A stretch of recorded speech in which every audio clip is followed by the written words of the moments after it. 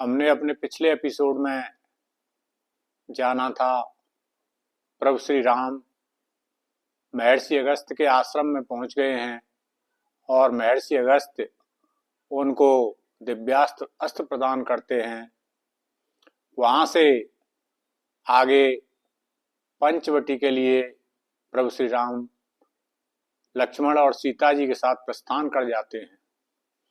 वहीं मार्ग में एक गीधराज मिलते हैं। गीधराज से भेंट भय बहुविध प्रीति बढ़ाए, गोदावरी निकट प्रभु रहे परम सुग्रह छाय। राम महर्षि अगस्त्य का आशीर्वाद लेकर पंचवटी के लिए प्रस्थान करते हैं। मार्ग में जब गीधराज मिलते हैं तो प्रभु श्री राम उन्हें प्रणाम करते हैं और अपना परिचय देते हैं। मैं दशरथ पुत्र राम गीधराज आपकी क्या सेवा कर सकता हूँ। गीधराज यह सुनकर बहुत प्रसन्न होते हैं और कहते हैं कि राम, दशरथ तो मेरे मित्र हैं, मैं तुम्हारे पिता का मित्र जटायु हूँ। देवासुर संग्राम के समय मेरी उससे मित्रता हुई थी। श्री राम जटायु से उनका परिचय पूछते हैं। पक्षीराज जटायु कहते हैं, महर्षि कश्यप के दो पुत्र हुए, गरुण और अरुण। गरुण भगवान विष्णु की सेवा में चले गए और मेरे पिता अरुण यहाँ पृथ्वी पर निवास करने लगे। मैं उन्हीं का पुत्र जटायु हूँ। मेरे बड़े भाई का नाम संपाति है। राम जटायु को प्रणाम करते हुए पंचवटी में जाकर पर्णकुटी बनाते हैं और वहां निवास करने लगते हैं। वहीं जब पंचवटी में एक दिन प्रभु श्री राम अपनी ध्यान आराधना में लीन थे, शूर्पणखा जो रावण की बहन थी, आकाश मार्ग से विचरण करते हुए पंचवटी के ऊपर से गुजर रही थी। शूर्पणखा रावण के बहिनी, दुष्ट हृदय दारुण दुख जाहिनी। पंचवटी सो गई एक बारा, देख विकल भय जुगल कुमारा। आकाश मार्ग से विचरण करते हुए शूर्पणखा देखती है कि पंचवटी में एक बहुत ही तपस्वी तेजस्वी पुरुष ध्यान साधना में लीन है। वह प्रभु श्री राम को देखकर मोहित हो जाती है और पंचवटी में आकर प्रभु श्री राम के सामने आ जाती है। वहां आकर वो एक सुंदर नारी का वेश बनाती है और राम से कहती है, मम अनुरूप पुरुष जग माही, देखेउ खोज लोक हित नाही। ताते अवलग रहिउ कुमारी, मनुमाना कछु तुमहि निहारी। हे तपस्वी, तुम संसार के सबसे सुंदर पुरुष हो और मैं संसार की सबसे सुंदर त्रिलोक सुंदरी शूर्पणखा हूँ। श्री राम उससे उसका परिचय पूछते हैं। शूर्पणखा कहती है, मैं राक्षस कुल की कन्या, महान बलशाली रावण की छोटी बहन शूर्पणखा हूँ। कुंभकर्ण और विभीषण मेरे भाई हैं। खरदूषण त्रिसरा कुबेर भी मेरे भाई हैं। इस वन में उन्हीं का अधिकार है। मैं इच्छा रूप धारण कर सकती हूँ। फिर शूर्पणखा राम से उनका परिचय पूछती है। राम कहते हैं, देवताओं के समान पराक्रमी और धर्मात्मा दशरथ मेरे पिता हैं। शूर्पणखा कहती है, मैंने तीनों लोकों में विचरण किया, परंतु तुम जैसा सुंदर बलशाली मनुष्य मैंने आज तक नहीं देखा। मैं तुमसे गंधर्व विवाह करना चाहती हूँ। मैं तुम्हें इस दंडकारण्य का राजा बना दूंगी। राम हंसते हुए शूर्पणखा से कहते हैं, हे सुंदरी, मैं विवाहित पुरुष हूँ। मैंने एक पत्नी का व्रत ले रखा है। मैं दूसरा विवाह नहीं कर सकता। तत्पश्चात शूर्पणखा लक्ष्मण की तरफ इशारा करते हुए कहती है, हे तपस्वी, ये कौन है। राम कहते हैं, यह मेरा छोटा भाई लक्ष्मण है। देवी, तुम इसी के पास जाकर पूछ लो, यह तुमसे विवाह कर सकता है। शूर्पणखा लक्ष्मण के पास जाकर अपने विवाह का प्रस्ताव रखती है। लक्ष्मण भी शूर्पणखा से इनकार कर देते हैं। फिर वह सीता को खा जाने का प्रयास करती है। लक्ष्मण अपनी तलवार से उसके नाक और कान काट देते हैं। वह कटी हुई नाक से क्रोधित होकर यह कहते हुए चली जाती है, तुम्हें मेरे भाइयों की शक्ति का ज्ञान नहीं है, मैं तुम्हारा सर्वनाश करा दूंगी। राम कहते हैं, लक्ष्मण तुमने यह अच्छा नहीं किया। लज्जाहीन स्त्री जब कामातुर हो जाती है फिर वह अपना और दूसरों का सर्वनाश कर देती है।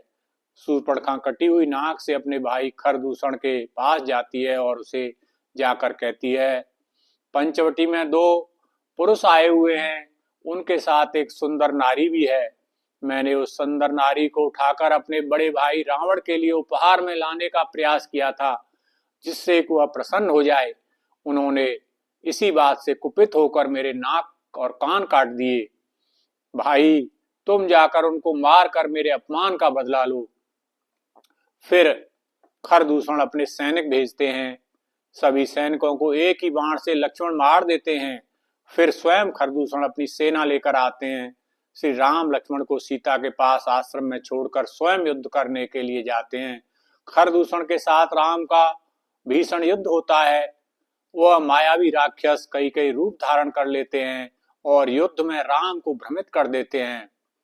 उसी समय यह देखकर आकाश से महर्षि अगस्त्य प्रकट होते हैं और आकाश में खड़े होकर राम से कहते हैं, राम तुम्हारे पास महर्षि विश्वामित्र का दिया हुआ मोहिनी अस्त्र है, तुम उसका प्रयोग करो, जिससे यह राक्षस भ्रमित हो जाएंगे। उन्हें आपस में राम की प्रतिमूर्ति दिखाई देने लगेंगी और आपस में ही लड़कर मर जाएंगे। महर्षि कहते हैं, खरदूषण को तो राम तुम्हारे सिवाय कोई तीनों लोकों में मार नहीं सकता। राम मोहिनी अस्त्र का प्रयोग कर खरदूषण का वध कर देते हैं। महर्षि अगस्त्य राम की जय हो, राम की जय हो, राम की जय हो बोलते हुए आकाश मार्ग से ब्रह्मलोक को चले जाते हैं। तत्पश्चात शूर्पणखा रावण के पास जाती है और कहती है, भैया 2 साधारण पुरुष जो पंचवटी में आए हुए हैं, उन्होंने आपकी अंतिम छावनी को ध्वस्त कर दिया है। और कहती है, भाई खरदूषण और त्रिसरा को भी मार दिया है। रावण कहता है, क्या वह कोई मनुष्य वेश में देवता हैं? शूर्पणखा कहती है, वह कोई देवता नहीं, साधारण पुरुष हैं और उनका रूप बड़ा ही मनमोहक व दिव्य है। वो बड़े भारी तेजस्वी और बलशाली हैं। उनके साथ एक बहुत ही सुंदर नारी है जो राम की पत्नी है। उस नारी को देखकर ऐसा प्रतीत होता है कि उसके समान सुंदर स्त्री तीनों लोकों में कोई नहीं है। यह देखकर, उसकी सुंदरता को देखकर मैंने उसे आपके लिए लाने का प्रयास किया था, जिससे उस स्त्री के द्वारा आपके राजमहल की शोभा बढ़ सके।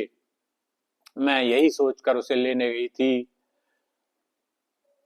उससे कुपित होकर उन दोनों भाइयों ने मेरे नाक कान काट दिए और मेरा बहुत अपमान किया है। उन दोनों राजकुमारों में से छोटा तो बहुत ही नटखट है, उसने ही मेरे नाक कान काट दिए हैं। मैंने जब खरदूषण को बदला लेने के लिए भेजा तो उन्हें भी उन्होंने मार डाला। आप मेरे अपमान का बदला लीजिए, उस स्त्री का आप ले आइए और उन मनुष्यों को मेरे हवाले कर दीजिए, जिससे मैं उनको मनमाना दंड दे सकूं। रावण पूछता है, यह साधारण मनुष्य कौन है? सेनापति अकंपन बताता है कि वह अयोध्या के महाराज दशरथ के पुत्र राम और लक्ष्मण हैं। उनके साथ राम की पत्नी सीता है। वह साधारण दिखने वाले मनुष्य बहुत पराक्रमी योद्धा और बलशाली के साथ ही तपस्वी भी हैं। उन्होंने दिव्यास्त्र भी प्राप्त किए हुए हैं और उन्हें चलाने का भी भरपूर प्रशिक्षण लिया हुआ है। उन्हें साधारण मनुष्य कहना हमारी भूल होगी। रावण कहता है, हम उनसे मुकाबला करने के लिए जाएंगे और उनको बंदी बनाकर ले आएंगे। सेनापति अकंपन कहता है, महाराज आप उनसे सीधा युद्ध मत करिए। यदि आप जैसे बलशाली राजा एक साधारण मनुष्य से युद्ध करने जाएंगे तो उससे आपका अपमान होगा। आप उनकी उस सुंदर स्त्री को चोरी से अपहरण कर ले आइए। वह स्त्री के अपहरण के कारण अपमान सहन नहीं कर पाएंगे, आपसे भयभीत हो जाएंगे और आपसे युद्ध भी नहीं करेंगे। अपनी पत्नी को वापस लेने के लिए आपसे भीख मांगेंगे। रावण कहता है, ठीक है, हम ऐसा ही करेंगे। अकम्पन, हम ऐसा ही करेंगे। विभीषण और मंदोदरी रावण की बातों को सुनकर रावण को समझाती हैं, ऐसा करना कदापि उचित नहीं है। चोरी से पर नारी का अपहरण करना एक राजा को शोभा नहीं देता है। यदि आपको स्त्री लानी है तो आप पराक्रम से युद्ध में जीत कर लाइए।